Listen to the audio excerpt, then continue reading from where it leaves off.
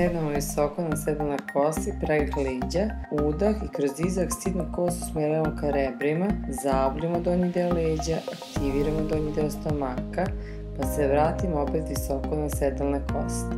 Možemo da držimo ruke na butinama ili u vazduhu ispred sebe.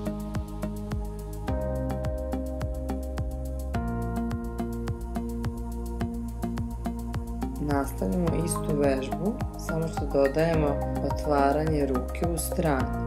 Udah, kroz izdah i otvaramo ruku u stranu. Pogledom pratimo ruku. Ukoliko hoćemo da dodamo sebi još malo izazova, ruku ćemo skroz ispružiti do kraja i pratimo pogledom.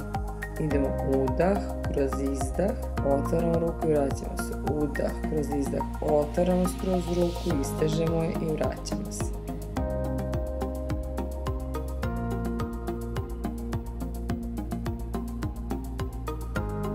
Sve tri opcije vežbe možemo raditi u modifikowanoj lakšoj verziji sa loptom. Stavimo loptu iza leđa, oslonimo se na loptu i polako se pomeramo, da kažemo, malo na dole, tako što pubičnu kosu usmerimo ka bradi, odnosno ka rebrima i nazad.